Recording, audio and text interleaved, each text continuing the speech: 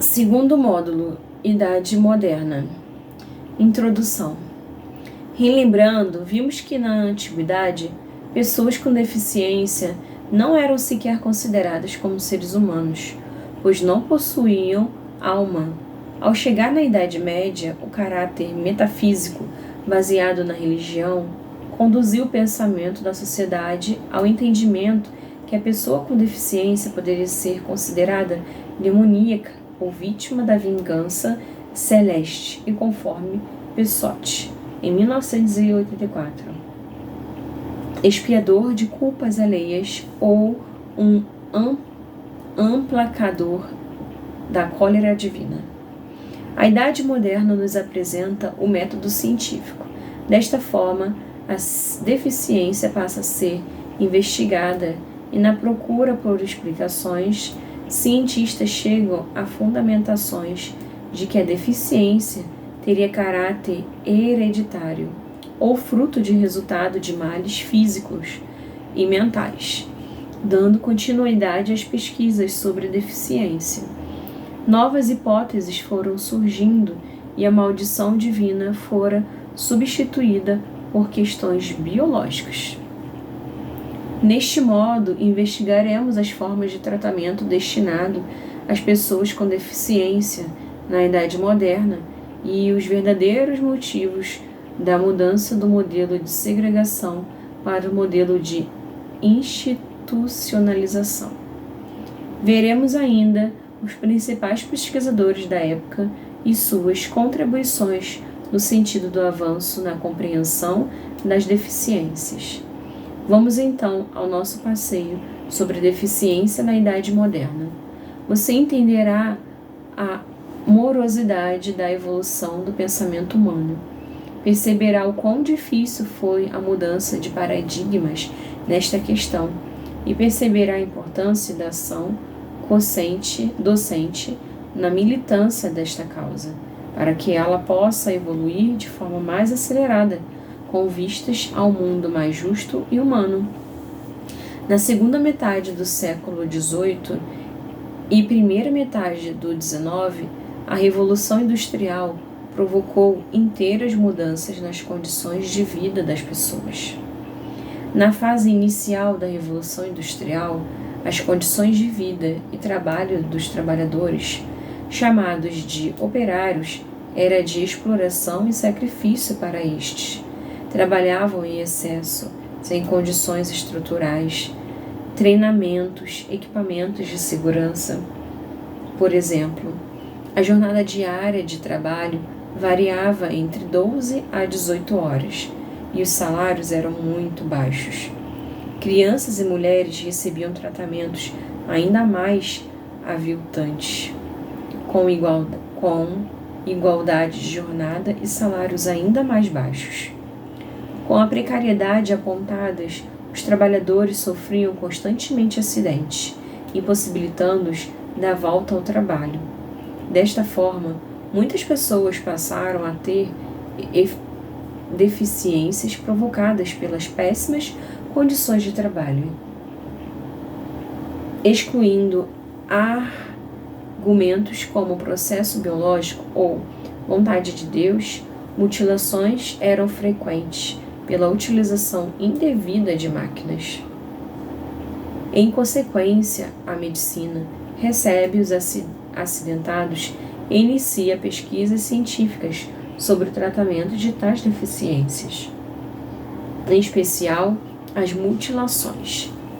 Dando origem à medicina do trabalho, este olhar da medicina auxiliou de forma intensa a forma como as deficiências e as pessoas com deficiência passaram a ser observadas. Nesta época, os estudos sobre as deficiências começaram a se desenvolver e outras áreas do conhecimento passaram a auxiliar na compreensão das deficiências, como a filosofia e a educação.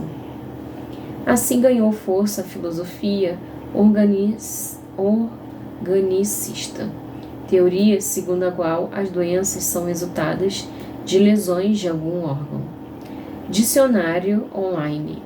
Novas ideias foram surgindo e a sociedade passou a ter postura diferenciada em relação à deficiência. Entretanto, mesmo nesta época, a deficiência mental continuavam a ser consideradas como hereditária e incurável, e por este motivo, as pessoas com esse tipo de deficiência eram isoladas em hospícios ou asilos. Dessa forma, as pessoas que apresentavam deficiências e que não poderiam ser consideradas úteis à sociedade eram transferidas para instituições tais como asilos e conventos. A lógica segregacionista permanecia com a força da exclusão. A partir do século XIX, foi criada uma instituição para receber e cuidar de pessoas com deficiência mental. Segundo Aranha, em 2001, assim inicia o período intitulado Paradigma Institucional, com a criação do primeiro hospital psiquiátrico. Porém, segundo Amaral, estes lugares ainda continuavam como locais de confinamento, em detrimento do tratamento. Em última instância, instituições eram muito semelhantes às prisões. Em todas as épocas da evolução da humanidade, em todas as sociedades, mesmo com os avanços originários do advento da ciência, a partir do século XVIII, as pessoas continuavam a não ter acesso a conhecimentos disponíveis sobre concepções mais precisas sobre o cérebro, deficiência e suas causas. Até o momento presente, nos parece que ainda não conseguimos esse conhecimento com competência, não é mesmo? Em relação aos preconceitos, na maioria dos casos, não conseguimos nos desvencilhar, em pleno século XXI, dos estigmas da deficiência de tempos remotos. Imagina o que acontece quando uma pessoa com alguma deficiência é acometida, por exemplo, de um ataque epilético na rua. É quase correto afirmar que um número grande de indivíduos não emitirá nenhuma ação de ajuda, por medo ou preconceito.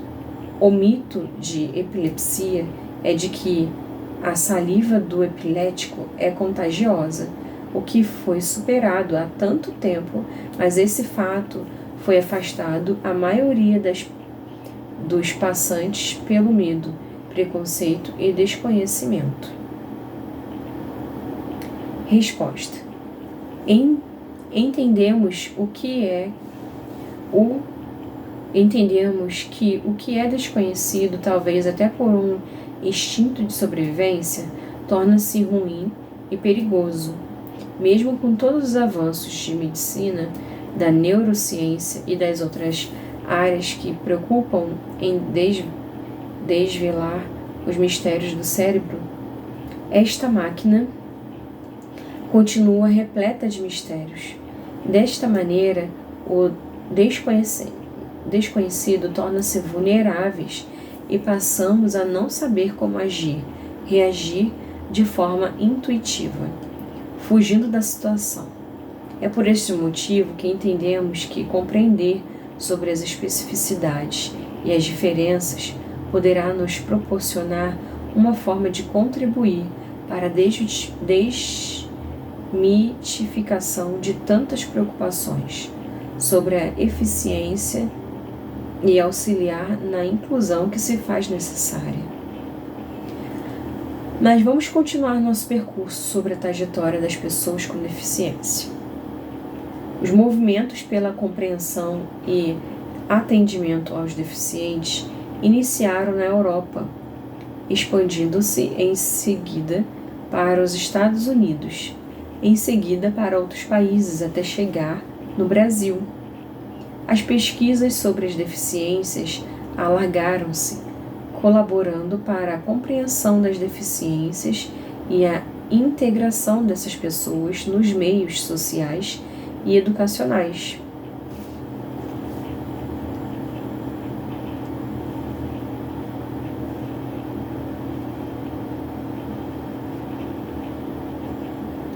Um dos principais representantes dessas pesquisas do século XIX foi o médico, filósofo e pedagogo francês Jean-Marc Gaspard Itard. Este estudioso, discípulo de Philippe Pinel, ficou conhecido pela experiência com o menino Victor Avignon, o menino selvagem. Victor fora abandonada na selva, provavelmente quando ainda era bebê. Desenvolveu-se no meio de animais e, por este fato, não apresentava comportamento humano. Seguia os hábitos dos animais, não falava e não se mantinha de pé.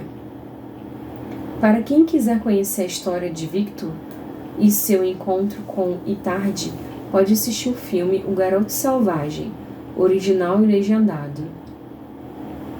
Certamente vocês gostarão. Assim, Itard foi considerado o pai da educação especial, pois seu trabalho teve enorme repercussão. Esquirol. Em 1818, Esquirol, médico ortopedista, propôs a diferença entre demência, doença mental, e amência, deficiência mental, amênia. Segundo este médico, ser demente significava ser louco e ter amênia significava ser idiota. Referia-se ao idiota como merecedor de atendimento educacional para que fosse superado o estado de idiotice. Esquimol estabeleceu a diferença entre o idiota, entendendo como possuidor de defasagem educacional e, consequentemente, atraso intelectual desde a infância e a confusão mental, que definia como condição passageira, e a loucura que esclarecia como perda irreversível da razão e suas funções. Berrome. Seguindo os fundamentos de Esquirol, Berrome, no ano de 1824, classificou a deficiência mental em idiota e imbecil, determinando características significativas para 2 graus relacionados a idiota e 3 graus para imbecilidade. A estas classificações acrescentou a possibilidade de educar os deficientes mentais de acordo com o grau de comprometimento.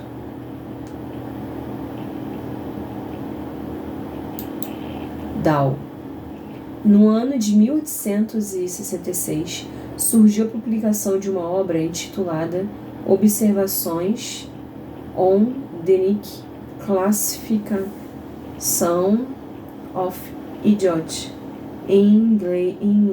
em Londres, escrita por Langdon Dow. Esta obra se referia à síndrome de Down, que era intitulada de mongolismo. Esta denominação deu-se em função da semelhança das pessoas com esta síndrome e as da raça mongólica. Este autor descreveu características comuns a todas as pessoas, o que auxiliaria na identificação da síndrome: cabelos lisos, escassos, faces planas, alargadas e sem proeminências, bochechas redondas e estendidas lateralmente, e outras características como pele, pálpebra, lábios e outras características mais. Fruto de intensas pesquisas, Dow deixou um legado de grande relevância, motivando a biomedicina para novos estudos sobre a idiotia. Baseados nessas premissas, surgiram instituições com recursos para a educação e cuidados com os deficientes mentais. Seguin. Eduardo Seguin, discípulo de Itard, foi o primeiro especialista e reconheceu a importância o treinamento sensório-motor para o desenvolvimento dos deficientes mentais. Montessori. Outra importante colaboração surgiu da médica italiana Maria Montessori.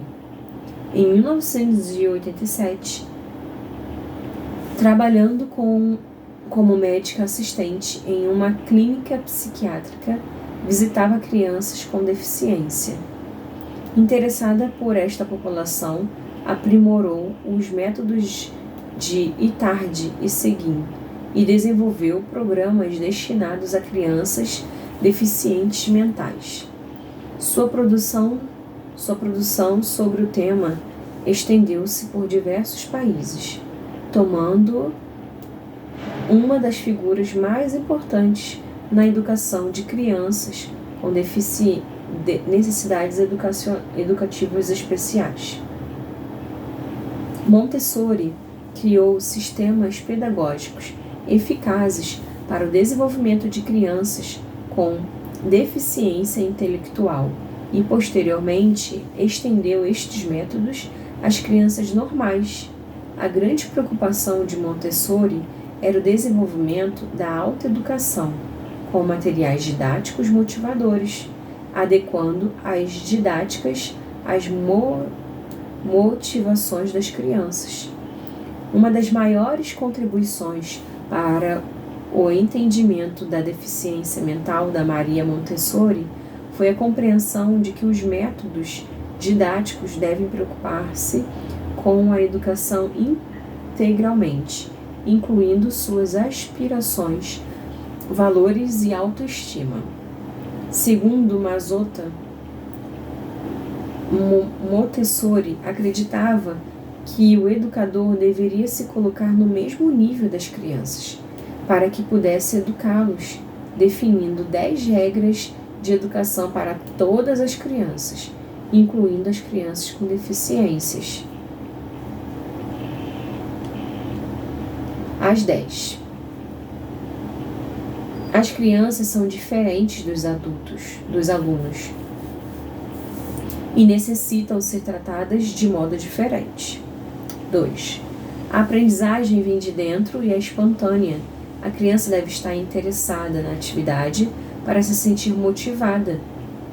As crianças têm necessidade de ambiente infantil que possibilite brincar livremente, jogar e manusear materiais coloridos. 4. As crianças amam a ordem. 5. As crianças devem ter liberdade de escolha, por isso necessitam de materiais suficientes para que possam passar de uma atividade para outra, conforme o índice de interesse e atenção o exijam. 6. As crianças amam o silêncio. 7. As crianças preferem trabalhar a brincar. 8. As crianças amam a repetição. 9. As crianças têm senso de dignidade pessoal, assim como não podemos esperar que façam exatamente o que mandamos. 10. As crianças utilizam o meio que a cercam para se aperfeiçoar, enquanto os adultos usam a si mesmo para aperfeiçoar o meio.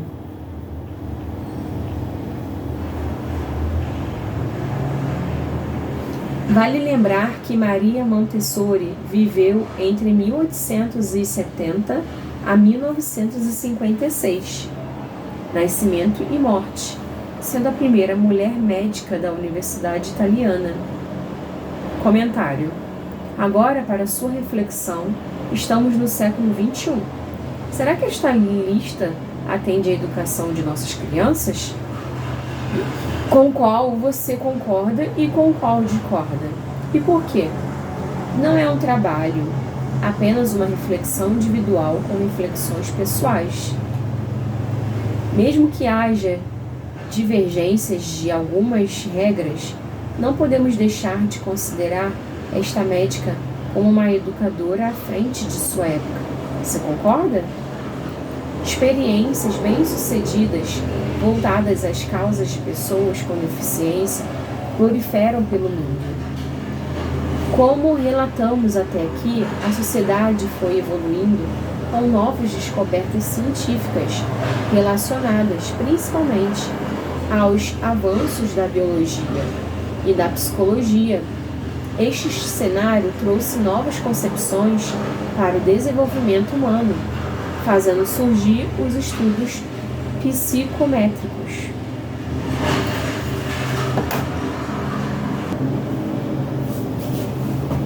Segundo Pasquale, em 2009, os estudos psicométricos se fundamentam na teoria da medida em ciência para explicar o sentido que tem as respostas dadas pelo sujeito.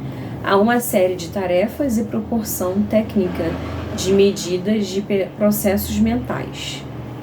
Este estudo teve grandes repercussões e foi liderado pelo psicólogo francês Alfred Binet e Théodore Simon, com o objetivo de medir a capacidade intelectual dos indivíduos.